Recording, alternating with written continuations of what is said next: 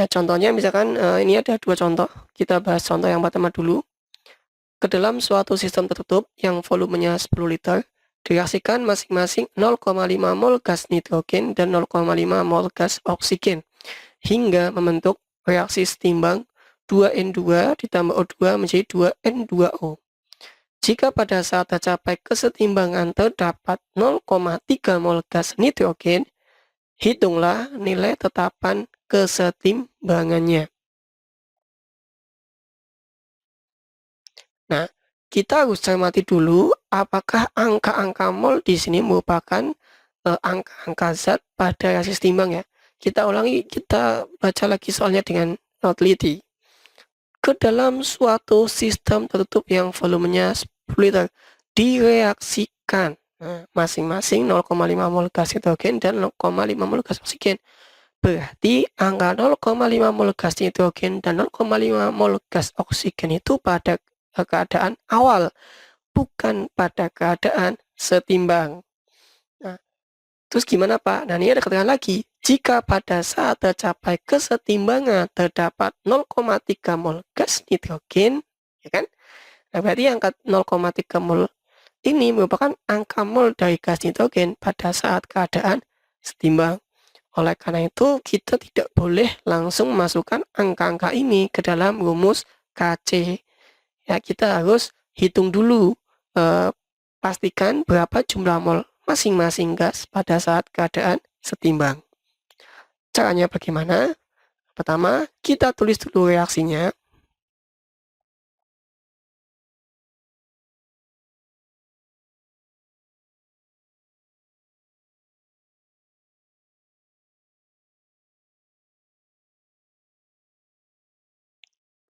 Nah, setelah itu kita bikin tanda M, R, dan S ya. M ini mula-mula, R reaksi, S itu setimbang. Nah, di sini ada keterangan bahwa direaksikan masing-masing. Nah, berarti angka 0,5 mol gas nitrogen itu pada keadaan mula-mula. Ini juga ada 0,5 mol gas oksigen. Nah, ini juga berarti keadaan mula-mula. Kemudian, keterangannya di bawahnya, jika pada saat tercapai kesetimbangan terdapat 0,3 mol gas nitrogen, berarti angka 0,3 mol ini pada saat keadaan setimbang. Ini ya.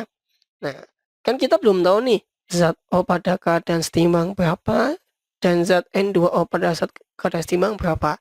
Kita cari dulu bagaimana caranya. Mula-mula gas nitrogen ada 0,5 mol. Pada saat keadaan setimbang dia hanya ada 0,3 mol. Berarti yang bereaksi sebanyak 0,2. Gitu ya. Nah, biar beda saya ganti warnanya saja. Nah, ini berarti yang bereaksi adalah 0,2 mol. Nah, berarti O2 yang bereaksi adalah 0,1 mol. Dari mana, Pak? Perhatikan bahwa koefisien gas N2 adalah 2, sedangkan koefisien gas O2 adalah 1. Perbandingan koefisien sama dengan perbandingan mol. Inilah hukum stoichiometri pada saat kelas 10. Sehingga ketika N2 yang mempunyai koefisien 2 bereaksi sebanyak 0,2 mol, maka O2 yang mempunyai koefisien 1 bereaksi hanya 0,1 mol, begitu. Nah, untuk zat N2O yang terbentuk, karena di sini koefisiennya 2 sama dengan koefisien N2, berarti ini juga sebanyak 0,2 mol. Begitu ya.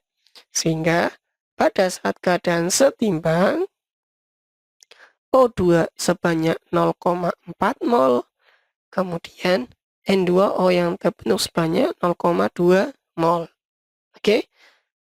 Nah, kemudian baru kita lanjutkan ke perhitungan KC-nya.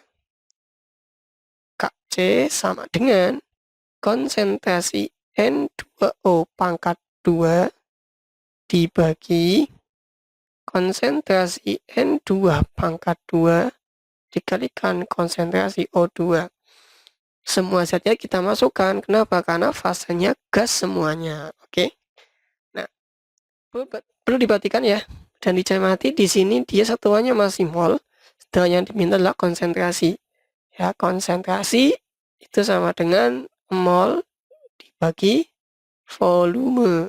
Di sini volumenya ada 10 liter. Oke. Ini adalah tanda konsentrasi ya. Tanda konsentrasi. Konsentrasi. Oke.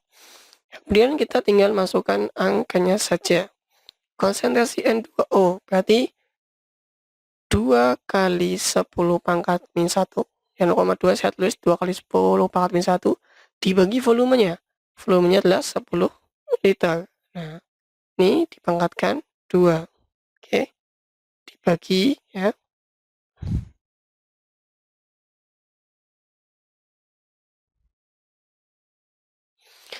Konsentrasi N2-nya berarti 3 kali 10 pangkat min 1 dibagi 10.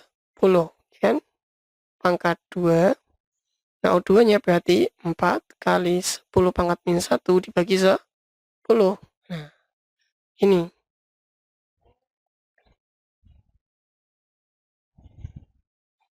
Nah, selanjutnya kita hitung 2 kali 10 pangkat min 1 bagi 10 pangkat 2 berarti hasilnya adalah 4. Ya kan? 4 kali 10 pangkat min 4. Ya, ini kan 10-nya kita naik ke atas jadi 10 pangkat min 2. Kemudian kita pangkat 2 jadi 10 pangkat min 4.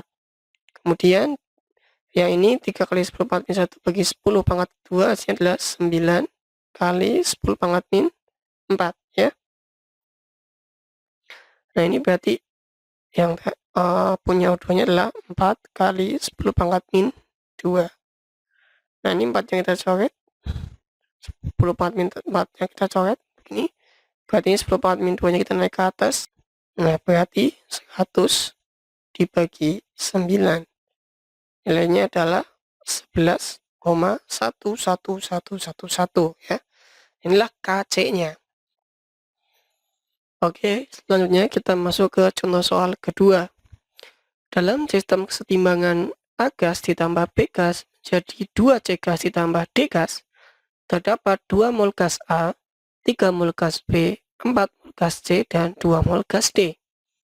Tekanan ruangan pada kesetimbangan adalah 2,2 atm. Tentukan nilai tetapan kesetimbangan atau Kp dari reaksi tersebut. Untuk contoh soal kedua ini, yang harus kita lakukan pertama kali adalah sama dengan contoh soal pertama, kita perhatikan apakah angka mol-mol ini merupakan angka jumlah mol gas A, B, C, dan D pada keadaan setimbang atau bukan. Oleh karena itu kita perhatikan lagi soalnya ya. Dalam sistem kesetimbangan A ditambah B menjadi 2 C dan D terdapat bla bla bla bla. Nah, berarti angka mol-mol yang ada di soal adalah angka-angka jumlah mol setiap gas dalam keadaan setimbang ya. Kalau kita tulis reaksinya seperti ini.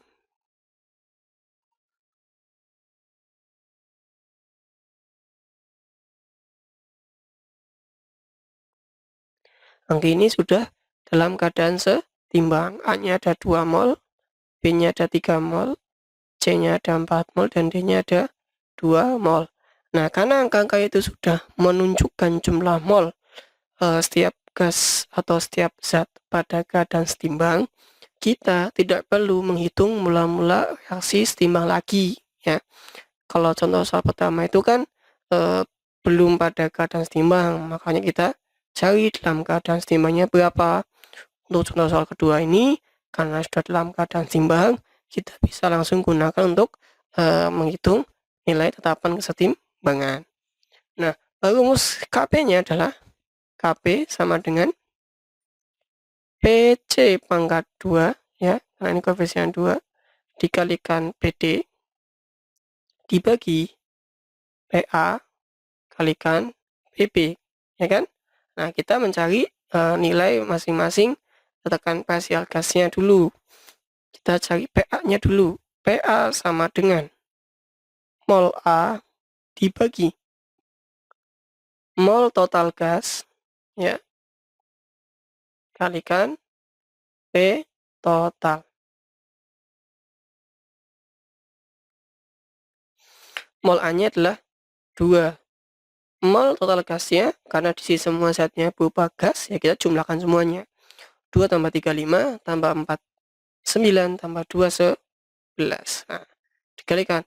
P totalnya mana? Nah, ini ada tekanan ruangan pada ke atas timah adalah 2,2 atm. Oh, berarti P totalnya adalah 2,2 atm. Oke, berarti nilainya adalah 2 bagi 11 kali 2,2. 2,2 bagi 11 adalah 0,2 ya.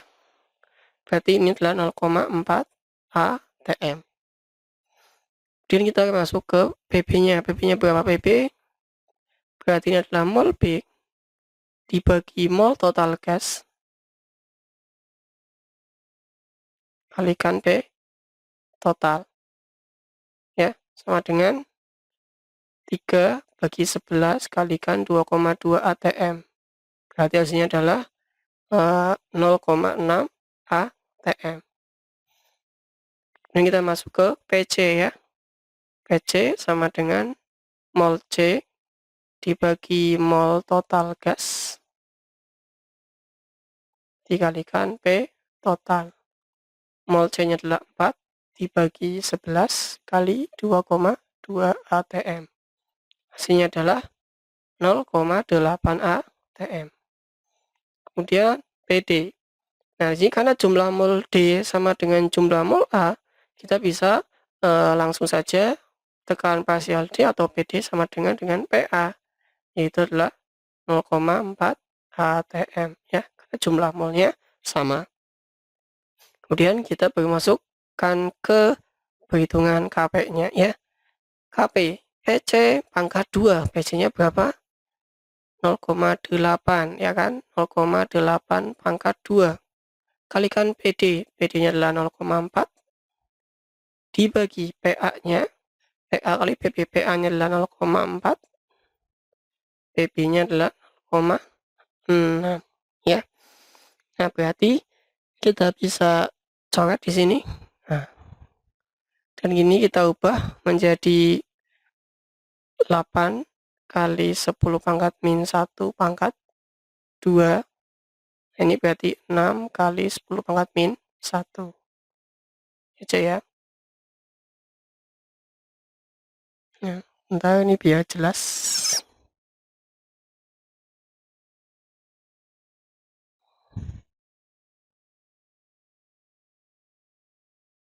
Nah, berarti 8 pangkat 2 adalah 64. Berarti ini sekali 10 pangkat min 2 dibagi 6 kali 10 pangkat min 1. Oke.